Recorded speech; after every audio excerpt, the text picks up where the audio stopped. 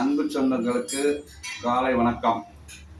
இதில் உங்களுக்கு பார்த்தீங்கன்னா, ஒவ்வொரு அரசியல் கட்சிக்கும் ஒரு ஐடியாலஜி, கொள்கை, அடிப்படை கொள்கைன்னு சொல்லுவாங்க. இப்போ உதாரணம் திராவிட முன்னேற்ற கழகத்தை ஆரம்பிச்சிங்கன்னா, உங்களுக்கு 1949 அண்ணா ஆரம்பித்த போது ஹிந்தி எதிர்ப்பு, பிராமண எதிர்ப்பு, சமூக நீதி, திராவிடர்களுக்கு தனி திராவிட நாடு, இந்த மாதிரி கொள்கையோட தான் அவர் ஆரம்பித்தார்.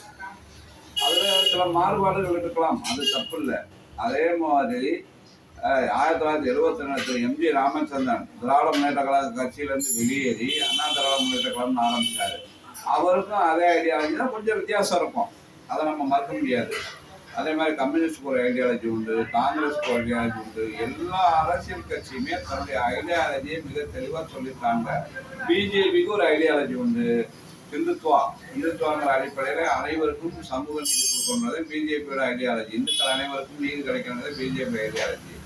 இன்னமும் சொல்லப்போனால் இந்தியாவில் இருக்க எல்லாருமே இந்துக்கள் தான் அப்படிங்கிற மாதிரி பிஜேபி ஐடியாலஜி. ஆர்எஸ்எஸ் சொல்றதை பிஜேபி அப்படியே ஃபாலோ பண்ணுறாங்க, சரிங்களா? ஸோ அப்படி இருக்கும்பொழுது என்னைய மாதிரி வாக்காளர்கள் மத்தியில் இருக்கக்கூடிய கேள்வி என்னன்னு கேட்டிங்கன்னா, விஜய் தமிழக வெற்றி கழகம்னு ஒரு கட்சி ஆரம்பித்தாங்கலாம், கரெக்டு, அது தேர்தலை சந்திச்சுட்டாரு, ரைட்டு. ஆனால் அந்த கட்சிகளுடைய கொள்கை, ஐடியாலஜி என்ன, திட்டங்கள் வேறு. நான் ஜனங்களுக்கு 2000 கொடுக்க போகிறேன், பெண்களுக்கு அதை பண்ண போகிறேன், இதை பண்ண போகிறேன், அதெல்லாம் வேறு, அதெல்லாம் திட்டம். ஆனால் நாங்கள் இருக்கிறது பேசிக் ஐடியாலஜி என்ன. ரெண்டாவது, விஜய் பின்னாடி பார்த்தீங்கன்னா இளைஞர்கள்லாம் ஓடுறாங்க, அவன் காருக்கு பின்னாடி, அவருடைய காருக்கு பின்னாடி பைக் எடுத்துகிட்டு ஓடுறாங்க, எல்லா ஏரியாவிலையுமே நடக்குது. பெண்கள் விஜய் பார்க்கணும்னா எங்கெங்கேயும் ஏறி நின்று பார்க்குறாங்க பெண்களே. அதே அந்த பெண்கள் அடித்த கமெண்டெல்லாம் நான் சொல்ல வேண்டியதே இல்லை, ஏன்னா உங்கள் தமிழ்நாடு முழுக்க எல்லாருக்குமே தெரியும். அதை திருப்பி சொல்கிறதுக்கு நான் விரும்பலை. ஸோ இந்த மாதிரி ஒரு இதுக்கு அடிப்படை காரணமே சினிமா கவர்ச்சி. நான் அதை சொல்ல வரேன். ஏன்னு சொன்னால், கொள்கை ரீதியாக இருந்துச்சுன்னா இந்த மாதிரி விமர்சனங்கள் வராது.